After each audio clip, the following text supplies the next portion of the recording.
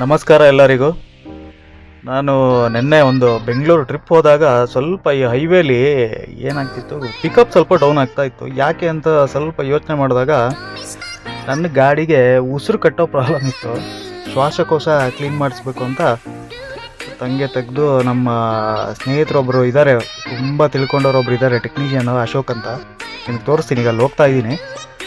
ಅಲ್ಲಿ ಹೊರಟಿ ಸ್ವಲ್ಪ easier clean ಮಾಡ್ಸೋಣ ಅಂದರೆ ಪ್ರತಿ 1,00,000 ಕಿಲೋಮೀಟ್ರ್ ಓಡಿದಾಗಲೂ ಡೀಸೆಲ್ ಇಂಜಿನ್ಗಳಿಗೆ ಅದು ಮ್ಯಾಂಡೇಟ್ರಿ, ಅದು ಮಾಡಲೇಬೇಕು. ಯಾಕೆಂದರೆ ಕಾರ್ಬನ್ ತುಂಬ ಕೂರುತ್ತೆ ಅದರಲ್ಲಿ. ಯಾವುದೇ ತೊಗೊಂಡ್ರೂ ಅದರಲ್ಲಿ ಬ್ಲಾಕೇಜ್ ಆಗೋದು ಸ್ವಾಭಾವಿಕ, ಅದು ಟರ್ಬೋ ಇಂಜಿನ್ಗಳಲ್ಲಿ. ಅದಕ್ಕೋಸ್ಕರ ಸ್ವಲ್ಪ ಯಾಕೋ ಪರ್ಫಾರ್ಮೆನ್ಸ್ ಸ್ವಲ್ಪ ಡೌನ್ ಅನಿಸ್ತು. ಅದಕ್ಕೋಸ್ಕರ ಗಾಡಿ ತೊಗೊಂಡು ಹೊರಟಿದ್ದೀನಿ. ನೋಡೋಣ ನಮ್ಮ ಅಶೋಕ ಫ್ರೀ ಇದನೋ ಏನೋ ಗೊತ್ತಿಲ್ಲ, ನೋಡಿಕೊಂಡು. ಬಟ್ ಬಿಡಲ್ಲ, ಇವತ್ತು ಮಾಡಲೇಬೇಕು. ಅವನಿಗೆ ಕಾಟನಾರು ಕೊಟ್ಟು ಹೆಂಗಾರು ಮಾಡಿಸ್ಲೇಬೇಕು. ಸೊ ಹೋಗ್ತಾ ಇದ್ದೀನಿ. ಸಾಗರದಲ್ಲಿ IB ಆಟೋ ಕಾಂಪ್ಲೆಕ್ಸ್ ಎಂಟ್ರೆನ್ಸ್ ಇದೆ, ಇಲ್ಲಿ ಲೆಫ್ಟಿಗೆ ತೊಗೊಂಡು ಹಿಂಗೆ ಸೀದಾ ಹೋಗ್ತಾ ಇದ್ದರೆ ನಮ್ಮ ಹುಡುಗನ ಗ್ಯಾರೇಜ್ ಬರುತ್ತೆ.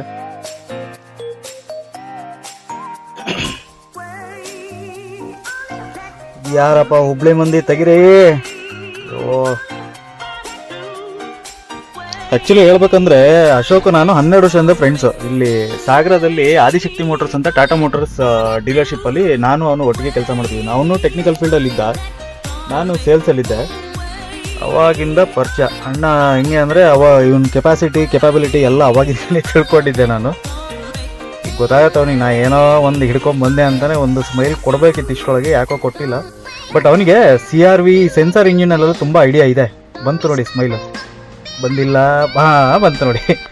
ಆ್ಯಕ್ಚುಲಿ ಅವನಿಗೆ ತುಂಬ ಐಡಿಯಾ ಇದೆ ಅದರಲ್ಲಿ. ಆಮೇಲೆ ಎಲ್ಲ ರಿಮೂವ್ ಮಾಡಿಕೊಂಡು ಒಂದೊಂದೇ ಬಿಚ್ಚಬೇಕು. ಇದು ಮೇಲ್ಗಡೆ ಏನು ಅದು ಮೇನ್ ಸ್ಟಾರ್ಟ್ ಆಗೋದೇ EGR ವಾಲ್ ಬ್ಲಾಕ್ ಆದಾಗಿತ್ತ. EGR ವಾಲ್ವ್ ಎಲ್ಲ ಬಿಚ್ಕೊಂಡು ಮೇಲ್ಗಡೆದೆಲ್ಲ ಹೋಸ್ ಪೈಪ್ ಎಲ್ಲ ಕ್ಲಿಯರ್ ಮಾಡಿಕೊಂಡು, ಸ್ವಲ್ಪ ಬ್ಲಾಕೇಜ್ ಇರುತ್ತೆ. ಆ ಇನ್ಲೆಟ್ಟಿಂದ ಬರೋದು ಏನು ಸ್ಮೋಕ್ ಬರುತ್ತಲ್ಲ ಅದರೆಲ್ಲ ಇಲ್ಲಿ ಬ್ಲಾಕೇಜ್ ಇರುತ್ತೆ. ಒಂದು ಸೈಡಿಂದ ಎಲ್ಲ ರಿಮೂವ್ ಮಾಡಿಕೊಂಡು ಈಗ ಗೊತ್ತಾಗತ್ತೆ ನೋಡಿ. ಎಲ್ಲ ಒಂದೊಂದು ರೌಂಡ್ ಪೈಪ್ ಎಲ್ಲ ಬಿಚ್ಕೊಂಡು ಅಣ್ಣ ಬಿಸ್ತಾನೀಗ.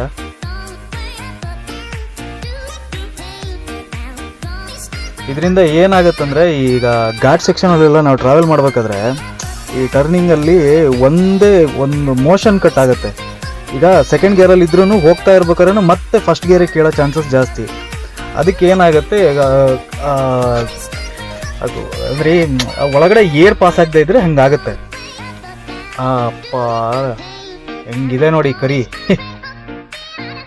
ಎಲ್ಲ ರಿಮೂವ್ ಮಾಡ್ಬೇಕೀಗ. ಒಂದು ಸೈಡಿಂದ ಎಲ್ಲ ಡೀಸೆಲ್ ವಾಶ್ ಮಾಡಿ ಆಮೇಲೆ ರಸ್ಟ್ ಆಫ್ ಎಲ್ಲ ಹೊಡೆದು ತೆಗೆದು ಇದಿಷ್ಟು ಬಂದಿರೋದು ಇವಾಗ ಕಾರ್ಬನ್.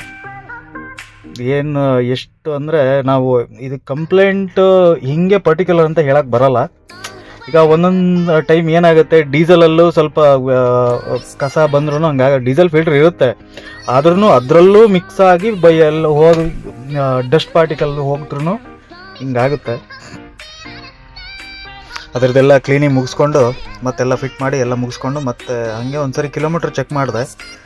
ಅಲ್ಲಿಂದ ಅಲೈನ್ಮೆಂಟ್ ಸ್ವಲ್ಪ ಕಿಲೋಮೀಟ್ರ್ ಜಾಸ್ತಿ ಓಡ್ಬಿಟ್ಟಿತ್ತು. ಅದನ್ನು ಹಾಗೆ ಬಂದು ಅಲೈನ್ಮೆಂಟ್ ಮಾಡಿಸಿ 2 ವೀಲ್ ಫ್ರಂಟ್ ವೀಲ್ ಬ್ಯಾಲೆನ್ಸಿಂಗ್ ಮಾಡಿಸಿ. ಬ್ಯಾಲೆನ್ಸಿಂಗ್ ಆ್ಯಕ್ಚುಲಿ ನೀವು ಅಲೈನ್ಮೆಂಟ್ ಮಾಡಿದಾಗ ಟೈರ್ ರೊಟೇಷನ್ ಮಾಡಿದಾಗ ಫ್ರಂಟ್ ವೀಲ್ ಬ್ಯಾಲೆನ್ಸಿಂಗ್ ಮಾಡಲೇಬೇಕು. ಮಾಡಿದ್ರೆ ಅವ್ನು ಹಂಗೆ ಎಲ್ಲ ರ್ಯಾಂಪೆಲ್ಲ ಎತ್ಕೊಂಡು ವೀಲ್ ಬ್ಯಾಲೆನ್ಸಿಂಗಿಗೆ ಎಲ್ಲ ರೆಡಿ ಮಾಡ್ಕೊಂಡ, ಬ್ಲೋ ಎಲ್ಲ ಚೆಕ್ ಮಾಡ್ಕೊಂಡ. ಇದು ಹಂಗೆ ನನ್ನ ಡ್ಯಾಶ್ ಕ್ಯಾಮ್ರಾದಲ್ಲಿ ನಾನು ಹೆಂಗೆ ಕಾಣ್ತೀನಿ ಅಂತ ಫುಟೇಜ್ ಡೌನ್ಲೋಡ್ ಮಾಡ್ಕೊಂಡು ಇದು ಲಾಗಿಗೆ ಸೇರಿಸೋಣ ಚೆನ್ನಾಗಿರುತ್ತೆ ಅಂತ ಡೌನ್ಲೋಡ್ ಮಾಡಿಕೊಂಡು ಹಂಗೆ ಹುಡುಗ ಎಲ್ಲ ರ್ಯಾಂಪಿಗೆ ಹಾಕ್ಕೊಂಡು ಎಲ್ಲ ಅಲೈನ್ಮೆಂಟ್ ಎಲ್ಲ ಕ್ಲೀನಾಗಿ ಮಾಡಿದೆ. ಸ್ವಲ್ಪ ಮಿಸ್ಟೇಕ್ ಇತ್ತು ಮೊನ್ನೆ, ಅದು ಹೊಂಡ ಸ್ವಲ್ಪ ಆರಿದ್ರೂ ETS ತುಂಬ ಸೂಕ್ಷ್ಮ. ಅದನ್ನೆಲ್ಲ ಮುಗಿಸ್ಕೊಂಡು ಇಲ್ಲಿಂದ ಹೊಡೋಕ್ಕೆ ಗಾಡಿ ತೆಗ್ದೆ. ಮತ್ತು ಹಂಗೆ ಅಶೋಕನ ಗ್ಯಾರೇಜ್ ಹತ್ರ ಹೋಗಿ ಮತ್ತೇನೋ ಮೈನರ್ ಎಲ್ಲ ಚೆಕಪ್ ಮಾಡಿಸ್ಕೊಂಡು ಹಂಗೆ ಮನೆ ಕಡೆ ಹೋಗೋ ಪ್ಲ್ಯಾನ್ ಮಾಡಿಕೊಂಡು ಗಾಡಿ ತೆಗ್ದೆ. ಎಲ್ಲ ಕೆಲಸ ಮುಗಿಸ್ಕೊಂಡು ಈಗ ಮನೆ ಕಡೆ ಹೊರಟೆ. ಸಾಗರದಲ್ಲಿ ಇರಲ್ಲ, ಮನೇಲಿ ಒಂಚೂರು ಬರೋಕ್ಕೆ ಹೇಳಿದ್ರು ಮನೆಗೆ ಹೊರಟೆ. ಮನೆ ಹತ್ರ ಬಂದೆ. ಬರ್ತಿದ್ದಂಗೆ ನಮ್ಮ ಅಣ್ಣ ಕಾಯ್ತಾ ಇರ್ತಾನೆ ಮೋಸ್ಟ್ಲಿ ಟಫಿ.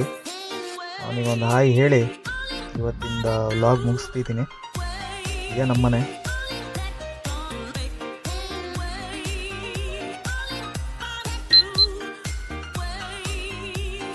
ಬಂದ ನೋಡಿ, ಅಲ್ಲಿ ನಮ್ಮ ಪೈಲ್ವಾನ್ ಅವನೇ ಟಫಿ.